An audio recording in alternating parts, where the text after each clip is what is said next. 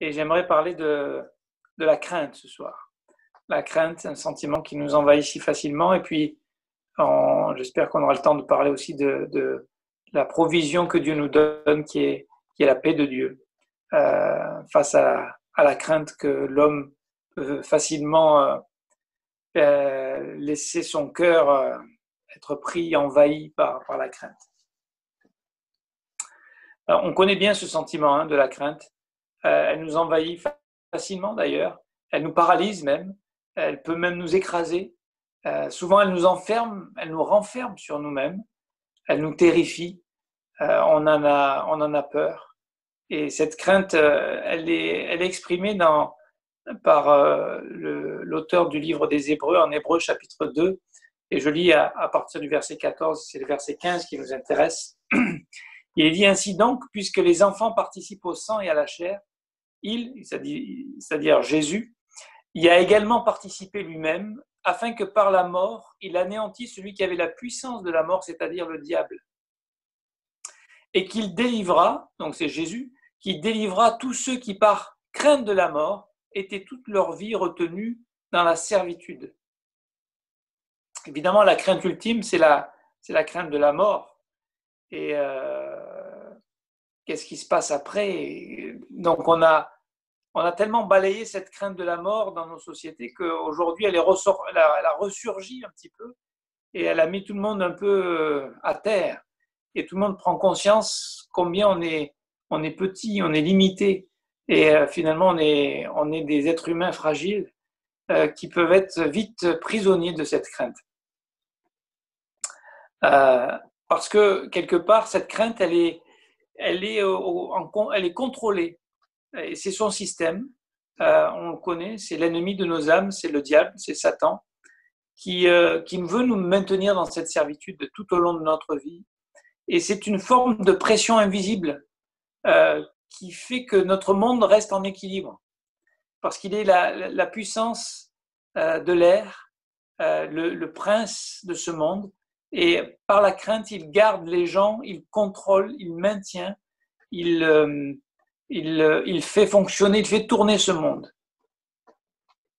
Et donc, aujourd'hui, plus que jamais, il continue, il sait que ces heures, je dirais, ces jours, ces années, ces heures sont comptées. Et donc, il a mis un peu, il a passé la vitesse supérieure et il essaie de mettre, bien sûr, il maintient les hommes sous cette crainte de la mort, cette crainte par laquelle souvent il peut amener les gens, on va le voir, à prendre des décisions insensées. Mais ce que je voulais dire, c'est qu'il essaye pour nous les chrétiens, de remettre ce joug de la crainte sur nos vies.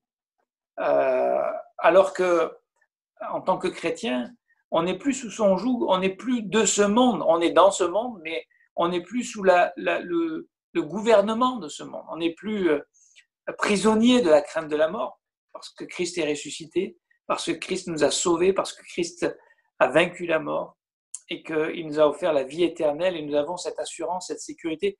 Et c'est pour cela, encore une fois, que c'est tellement important de comprendre, de connaître, de s'attacher à cette doctrine de la sécurité éternelle, que le salut est un don de Dieu, comme la parole de Dieu nous le dit en Éphésiens chapitre 2 et verset 8, et que ce n'est pas par les œuvres que nous sommes sauvés, mais c'est par la foi. C'est au moyen de la foi, c'est par grâce, c'est un don. Notre salut n'est pas le résultat d'œuvres, de travail, de mérite. Notre salut, c'est un don de Dieu et nous, par la foi, nous l'avons reçu et nous sommes appropriés ce don. Et il est pour cela qu'il est efficace dans nos vies. Mais j'aimerais vous dire que cette crainte que le malin par lequel il essaye de maintenir, il maintient ce monde sous cette crainte-là, eh bien, il essaye de nous asservir de nouveau. Et là, on peut dire qu'on a vécu, on a été totalement paralysé avec ce confinement. On a accepté des choses qu'on n'aurait jamais acceptées à cause de cette crainte de la mort. On a accepté de limiter nos libertés, de déplacement, de rencontres, de tas de choses, de travail. Enfin, on a vécu des choses assez fortes et on est en train de les digérer un petit peu. mais on est encore quand même dedans. Et j'aimerais vous dire que cette crainte-là, bien que en tant qu'enfant de Dieu, on était libéré de cet esclavage du péché, on était libéré de la domination du malin sur nos vies, on n'a plus de compte à lui rendre. Hein, et puis, il ne peut plus nous faire peur parce que nous, on n'a plus peur de la mort, puisque la mort a été vaincue. Hein, Jésus a vaincu la mort et la Bible dit que celui qui croit en lui ne mourra jamais. Alors, ça ne veut pas dire qu'on ne va pas mourir physiquement, bien sûr, mais on sera tout de suite dans la présence de Dieu. Donc, on n'a plus, cette crainte de la mort ne nous paralyse plus comme elle nous a paralysés. Mais néanmoins, on sait qu'on est des êtres humains et qu'on a des émotions et que quelquefois, malheureusement, on peut agir, bien qu'on soit des croyants, bien qu'on ait la foi, on peut agir malheureusement poussé par la crainte et elle nous fait prendre des décisions assez folles, assez insensées, malheureusement.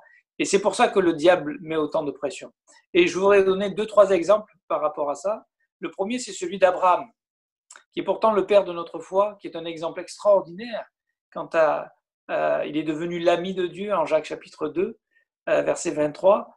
Et pourtant, lorsqu'il va se retrouver face à la crainte de la mort, lorsqu'il arrive en Égypte, en Genèse chapitre 12, il va dire « Je te prie, dis que tu es ma sœur, afin que je sois bien traité à cause de toi et que mon âme vive grâce à toi. » Parce qu'il avait peur que, parce que sa femme était belle, on prenne sa femme et on le tue pour avoir sa femme.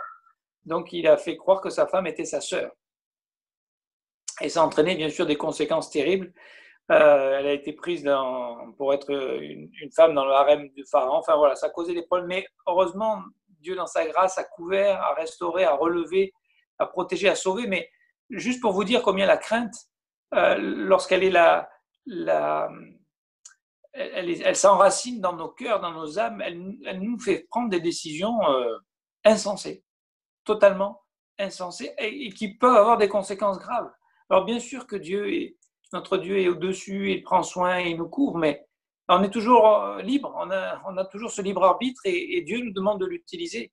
Et on doit être vigilant de ne pas se laisser donc diriger ou motiver par la crainte. Je pense encore à l'histoire d'Elimelech dans le livre de Ruth. Vous connaissez cette histoire où Elimelech était un juif croyant qui habitait à Bethléem. Bethléem, ça veut dire la maison du pain. Et là, la Bible nous dit que c'était dans la période du temps des juges, il y a eu une famine dans cette contrée. Et Elimelech va décider de quitter Bethléem pour aller en Moab. Peut-être parce que là-bas, il n'y avait pas la famine, certainement. Mais en fait, il quitte la maison du pain, la maison où il y a la provision de Dieu, la maison où il y a la... Alors Dieu a mené un test, puisque la famine, ce n'était pas un moment drôle, mais si on y réfléchit un petit peu, ceux qui sont restés ne sont pas morts. Ils ont survécu, parce que lorsqu'ils vont revenir, Dieu a encore visité Israël. La provision, elle était là. Je veux dire, quand on agit par la crainte parce qu'on fuit des situations, parce qu'on a peur de manquer, là c'était peut-être de manquer de nourriture, de manquer pour éduquer ces garçons, on prend des décisions qui auront des conséquences. Et là, Elimelech, quand il fait ce choix, ne connaît pas les conséquences qui vont être engendrées par ce choix, qui montrent son incrédulité et qui montrent qu'il préfère croire en ses propres forces qu'en la provision de Dieu. Et c'est ça le contraire, c'est la crainte, c'est le contraire de la foi, de la confiance de Dieu, de la confiance en Dieu, de la crainte véritable de Dieu. Et donc, on sait que les conséquences seront tragiques parce que lui-même et ses 2 fils vont mourir en Moab. Ça n'empêchera pas Dieu de garder sa main et de restaurer, de donner quand même une descendance. Mais voilà, juste pour dire que lorsque vous comprenez pourquoi le diable voudrait qu'on fonctionne encore dans la crainte. Parce que si on fonctionne dans la crainte des hommes, dans la crainte de ce monde, dans la crainte de la mort, eh bien on est paralysé, eh bien on est dans nos choix, on ne fait plus les bons choix. Parce que c'est la crainte qui nous motive, c'est la préservation de soi qui nous motive. Au lieu de la confiance en Dieu, au lieu du repos dans la foi, on essaye de survivre, mais on ne vit pas. Et on ne vit pas en Dieu, on ne vit pas par Dieu et on ne vit pas pour Dieu. Je pense aussi au fait que la crainte nous rend aveugles. Vous connaissez cette histoire du serviteur d'Élisée dans le livre des rois, au 2e roi, 2 Rois chapitre 6, verset 15 à 17, où le serviteur de l'homme de Dieu se leva de bon matin et sortit. Voici une troupe entourait la ville avec des chevaux et des chars. Et le serviteur dit à l'homme de Dieu, « Ah, mon Seigneur, comment ferons-nous » Ben voilà, on se retrouve dans une situation qui nous dépasse, une situation qui nous submerge, une situation face à laquelle nous n'avons pas de provision, pas de solution. Que va-t-on faire? Que va-t-on faire? Est-ce qu'on va se laisser envahir par la crainte? Et tout de suite, Élisée lui dit, ne crains point. Ne crains point. Et Dieu, qu'est-ce qu'il nous dit lorsque les situations nous dépassent? Ne crains pas. Ne crains pas. Ne crains pas. Car ceux qui sont avec nous sont en plus grand nombre que ceux qui sont avec eux. La crainte nous empêche de voir la main de Dieu invisible. La crainte nous empêche de voir ce royaume invisible qui est bien plus grand que tout ce que nous, on peut voir, sentir ou ressentir. Élisée pria, au verset 17, et dit, « Éternel, ouvre ses yeux pour qu'il voie. » Et l'Éternel ouvrit les yeux du serviteur, qui vit la montagne pleine de chevaux et de chars de feu autour d'Élisée. Et c'est là où, quelque part, souvent quand nous sommes dans la crainte, nous ne voyons plus les provisions de Dieu. Nous ne voyons plus la fidélité de Dieu. Nous ne nous appuyons plus sur les promesses de Dieu. Nous ne croyons plus que Dieu est capable. Nous réduisons nos situations qu'à ce que nous pouvons comprendre, qu'à ce que nous pouvons voir, qu'à ce que nous pouvons faire, et sans réaliser que on a un Dieu qui est transcendant, qui est plus grand, qui est invisible, certes, mais présent, comme on l'a entendu tout à l'heure, est solide, est immuable, il ne change pas. Et enfin, un dernier exemple, c'est celui de Pierre, qui, en Matthieu 26, va renier son Seigneur 3 fois, parce qu'il a peur, il a peur. Il a la peur de la mort, il a peur d'être pris, il a peur de subir le même sort que Jésus, alors qu'il était prêt à aller jusqu'à la mort, soi-disant, quelques heures auparavant. En tout cas, c'est ce qu'il avait confessé à Jésus et aux apôtres. Et c'est juste pour montrer que la peur est terrible. Elle nous prend, elle nous saisit et elle nous montre combien on n'est pas à la hauteur. Et c'est pour ça que tout est par grâce. C'est pour ça qu'on ne s'appuie pas sur nous-mêmes, mais on s'appuie sur Jésus-Christ, sur ses promesses, sur celui qui ne change pas, sur le rocher des siècles. Donc, je crois que mon exhortation ce soir, en tout cas, je voulais juste nous mettre en garde, parce que je crois qu'il y a un danger qui nous guette, nous, croyants, c'est de se laisser submerger par cet esprit de crainte dans lequel le monde est en train d'être asphyxié. Ne pensez pas qu'il n'a pas une stratégie, le diable. On sait qu'il a des stratégies, on sait qu'il a des plans, on sait qu'il a des desseins organisés. Et son projet, c'est de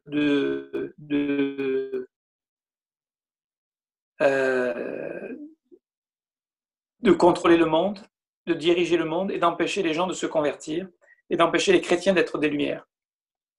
Et j'aimerais vous dire qu'aujourd'hui, avec ce virus-là, il est arrivé et nos gouvernements participent, quelque part, ce sont des marionnettes dans ses mains. Ils font ce qu'ils peuvent. Je ne dis pas qu'ils ont de la mauvaise volonté, enfin, on ne sait pas exactement quelles sont leurs vraies motivations, mais là, il est arrivé à sidérer la population. Et maintenant, nos gouvernements peuvent facilement nous faire accepter des choses pour mieux nous contrôler, pour mieux peut-être nous manipuler, tout en nous faisant croire qu'ils sont en train de nous sauver et s'intéressent vraiment à notre bien. Et j'aimerais vous dire, le diable ne s'intéresse pas à notre bien. Pas le diable, pas le monde, pas le prince de ce monde. Lui, il s'intéresse à notre destruction, pas à notre bien. C'est Dieu seul qui s'intéresse à notre bien. Et donc, je dirais que c'est aujourd'hui très facile d'être dominé par cet esprit de crainte. On a peur des autres, on s'évite, on s'éloigne, on a peur de notre prochain, on s'en méfie, on le fuit, on a peur d'être contaminé ou de contaminer ceux qu'on aime, évidemment.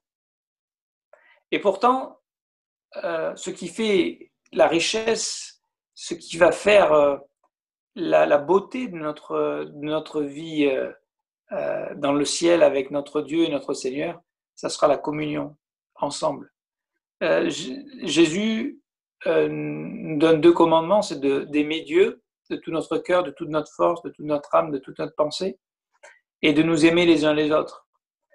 Et les deux vont ensemble. Bien sûr, Dieu, c'est la verticale, c'est le fondement sur lequel, sans l'amour de Dieu, on ne peut pas s'aimer les uns les autres. Donc, ça commence avec Dieu.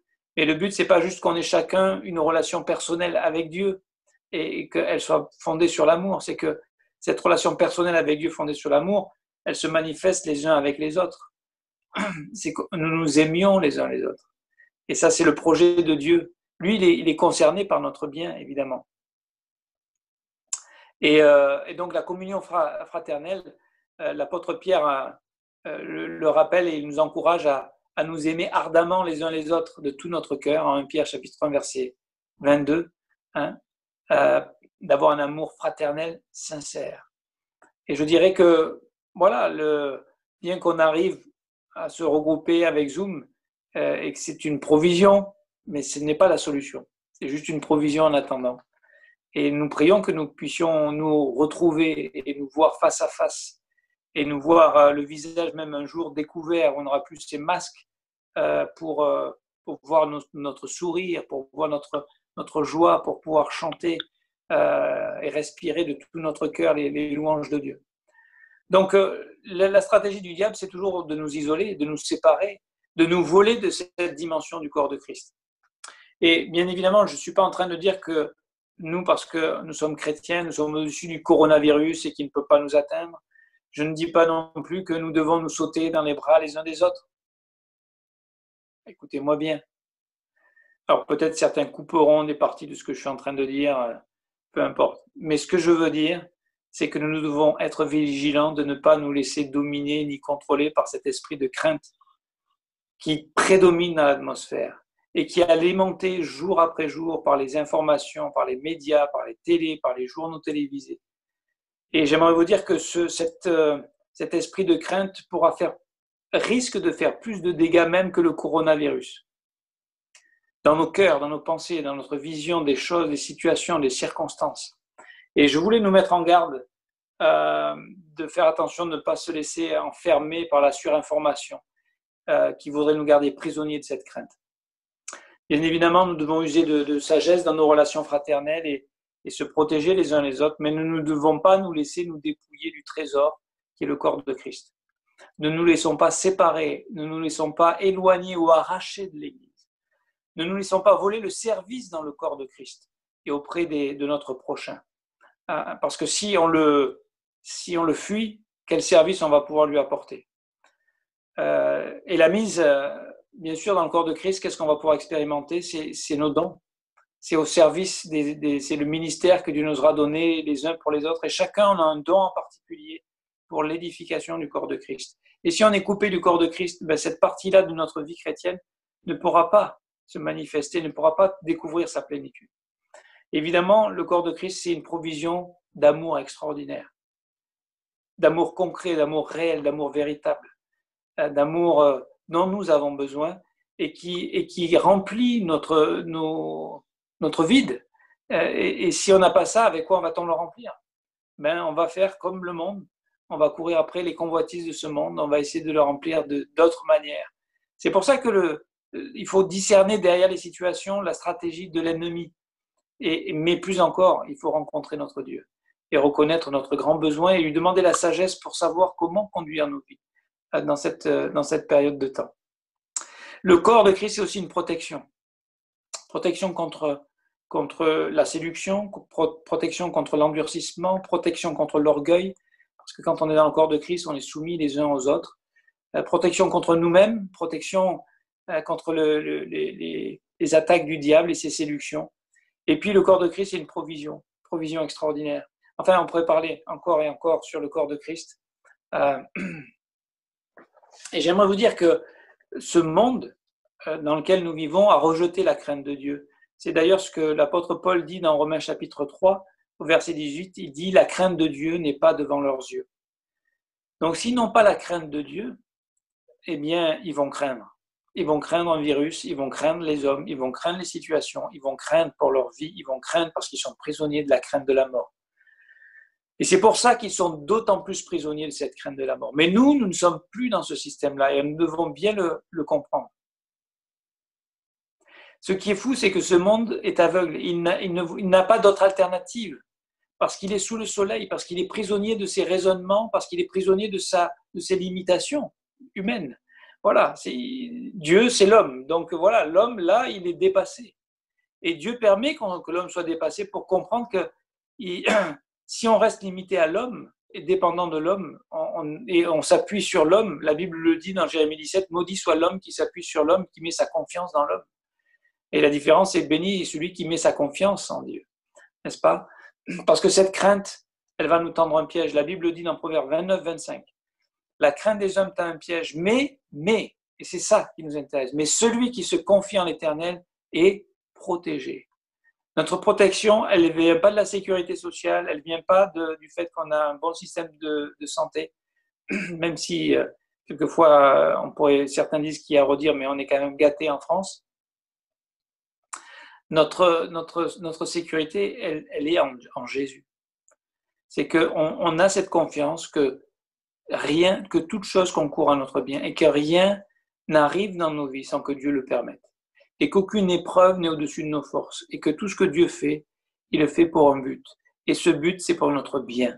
C'est pour notre édification. C'est pour notre perfectionnement. On l'a entendu par Pasteur Luigi dernièrement, je crois que c'était dimanche. Voilà, on sait que les épreuves, c'est pour notre bien. C'est pas pour Dieu ne cherche pas notre mal, notre destruction. Dieu cherche à nous édifier. Et il permet les difficultés. Parce que dans les difficultés, nous allons le trouver, nous allons le chercher et nous allons le trouver. Donc, je dirais que ce monde est prisonnier de ses raisonnements, du système qu'il a mis en place. Et il tourne en rond et il est dans la crainte, ça c'est sûr. Mais nous, on a une autre alternative. Et cette alternative, c'est la crainte de Dieu. Cette crainte de Dieu, c'est un refuge, comme on vient de l'entendre. Et j'avais marqué ça dans mes notes. C'est une protection, c'est une forteresse. La crainte de Dieu, c'est qu'elle nous ouvre les yeux. Elle nous ouvre les yeux sur une action transcendante. C'est-à-dire que si on n'a pas le secours d'en haut, on n'a pas de réponse, on n'a pas de solution. S'il n'y a pas une vie éternelle, on est toujours prisonnier de la crainte de la mort. Parce que si on meurt et qu'il n'y a plus rien, c'est fini. Donc on ne veut pas mourir. Mais on sait, et c'est Job qui dit ça, au chapitre 14, verset 14, il dit « Si l'homme, une fois mort, pouvait revivre, j'aurais de l'espoir tout le temps de mes souffrances, jusqu'à ce que mon état vienne à changer. » Qu'est-ce qui nous donne de l'espoir aujourd'hui? C'est la résurrection de Jésus-Christ. Qu'est-ce qui nous donne de l'espoir aujourd'hui? C'est la vie éternelle. C'est de savoir que cette vie, ici-bas, ce n'est pas le but. C'est juste une étape. C'est juste un temps pendant lequel Dieu nous demande de lever les yeux et de découvrir celui qui est invisible, de découvrir celui qui est présent à nos côtés et qui veut se révéler et qui veut nous donner sa paix. Jésus a dit, je vous donne ma paix, pas comme le monde donne sa paix. Vous savez ce que c'est la paix du monde? Et on va terminer parce que l'heure est avancée. Mais la paix du monde, c'est comme une sorte d'absence de problème. On veut essayer d'enlever les problèmes. S'il n'y a pas de problème, ça va. La paix de Dieu, ce n'est pas ça. La paix de Dieu, c'est une victoire dans les épreuves. La paix de Dieu, c'est un repos dans chaque situation, dans chaque circonstance de nos vies, parce que nous croyons que ce que Jésus-Christ a fait à la croix est suffisant. Le sang de Christ suffit pour pour le pardon de nos péchés, et le sang de Christ suffit pour nous rendre justes et acceptables. Donc, tout ça pour vous dire, chers frères et sœurs, c'est que ne limitons pas les interventions de notre Dieu, ses provisions, ses promesses, sa présence. Gardons nos yeux fixés sur l'objet de notre foi.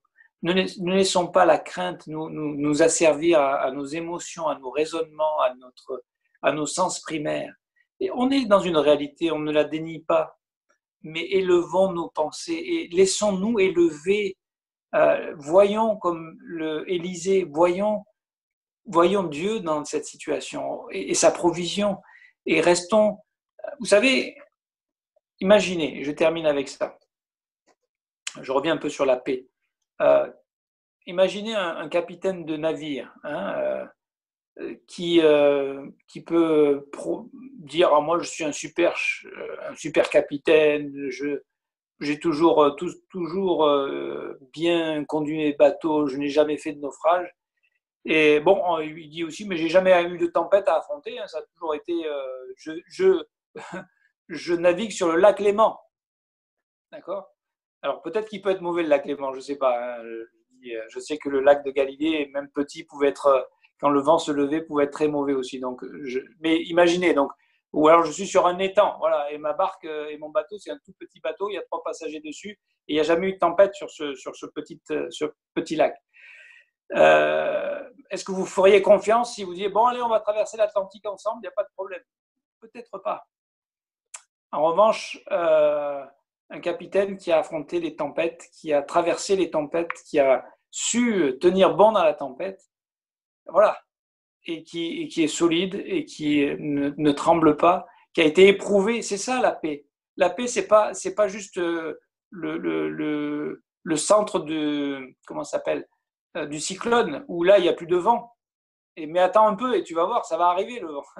La paix, c'est que la paix de Jésus, c'est que voilà, les problèmes sont là, mais Jésus est là et sa paix nous tient.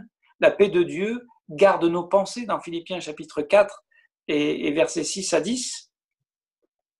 J'avais noté ces versets, 6 à 9, pardon. La paix qui surpasse toute intelligence va garder nos cœurs et nos pensées. C'est-à-dire que nos raisonnements seront gardés par la paix de Dieu. Nos émotions seront couvertes par la paix de Dieu, seront maîtrisées par la paix de Dieu. Et à la fin, au verset 9, il dit « Et même le Dieu de paix sera avec nous ». Donc j'aimerais vous dire, les tempêtes vont venir dans la vie. Et là, on en essuie une, mais ne laissons pas la crainte nous enfermer au fond de la cabine et puis nous isoler en disant « Oh là là, oh là là, oh là là ». Non, soyons forts, pas en nous-mêmes, mais forts de la paix de Dieu, forts de la crainte de Dieu, forts de ses promesses, forts de mettre notre confiance en lui et de nous attendre à être à l'écoute de ce qu'il veut nous dire, de comment nous devons vivre chacun. Et ça, c'est personnel. Et là, je m'en remets à votre discernement et à votre liberté en tant qu'enfant de Dieu, de comment vivre ce temps de déconfinement. Et comment oser parler aux autres, comment oser peut-être rencontrer d'autres personnes, comment oser se rassembler dans la mesure des conditions qui nous ont été données, d'accord, de respecter les consignes qui nous ont été données. Mais ne voyons pas l'autre comme un ennemi. Ne laissons pas Dieu, le malin, nous séparer de notre prochain. Laissons Dieu nous édifier, nous fortifier, nous donner sa paix, nous enraciner sur le rocher qu'il est, nous entourer du refuge que Jésus représente, pour être des hommes et des femmes qui avons un message, qui avons une parole et qui avons un cœur pour les autres, un cœur tourné vers les autres. Ne nous laissons pas enfermer sur nous-mêmes. Voilà, c'est ce que je voulais vous communiquer ce soir et juste vous dire que nous avons des armes extraordinaires parce que notre Dieu est au-dessus du soleil, parce que notre Dieu est transcendant et parce que la mort a été vaincue et que nous ne sommes plus dans la crainte. Nous avons été libérés. Et c'est cette liberté que nous devons vivre en tant qu'enfants de Dieu, avec la sagesse et l'intelligence qu'il nous donnera à chacun. Et je vous encourage à demander à Dieu de vous conduire personnellement et de vous convaincre dans votre cœur, pas avec mes paroles, mais avec sa parole, avec ses promesses, avec sa présence, avec son esprit. Et que chacun d'entre nous, on puisse être des lumières dans ce monde et saisir les opportunités que Dieu nous offre. Que Dieu